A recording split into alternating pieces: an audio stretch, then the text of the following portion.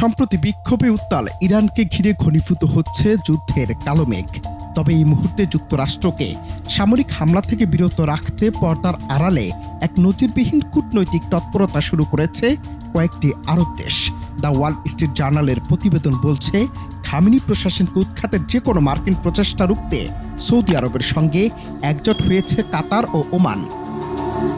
White হাউসকে তারা স্পষ্ট জানিয়ে দিয়েছে, ইরানকে সরাসরি সামরিক হস্তক্ষেপ বা রাজনৈতিক ব্যবস্থা উচ্ছেদের চেষ্টা করা হলে তার ফল হবে অত্যন্ত ভয়াবহ, যা কেবল মধ্যপ্রাচ্য নয়, পুরো বিশ্বকে বিপদে ফেলবে। প্রশ্ন হলো, সৌদি আরব কেন এই উদ্যোগে এতটা তৎপর? মিডল ইস্ট মনিটর বলছে, ইরানের সাথে যে কোনো বড় ধরনের সংঘাত সরাসরি সৌদি আরবের উদীয়মান অর্থনীতিকে তছনছ করে দিতে পারে।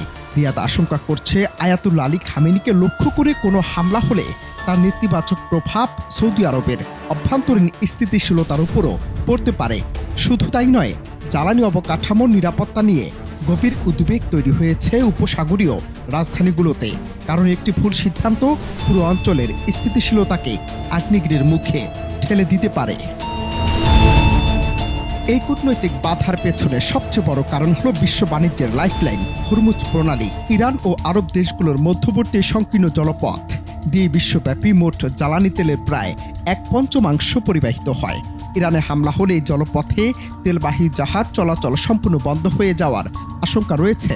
এর ফলে বৈশ্বিক জ্বালানি বাজারে এমন এক অস্থিরতা তৈরি হবে, যার নেতিবাচক প্রভাব শেষ পর্যন্ত খোদ যুক্তরাষ্ট্রের অর্থনীতিকেও ছাড় দেবে না বলে হুঁশিয়ারি দিয়েছে আরব মিত্ররা। আবার যুক্তরাষ্ট্র তার উপসাগরীয় মিত্রদের সম্ভাব্য পরিস্থিতির জন্য প্রস্তুত থাকতে সতর্ক করায় আরব দেশগুলোর মধ্যে আতঙ্ক আরও ঘনীভূত হয়েছে।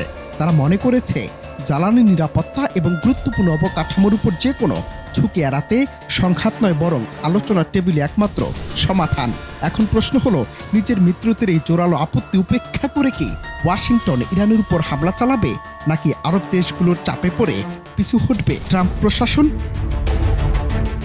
অনন্ত হাসান মাসুদ, বাংলা টিভি।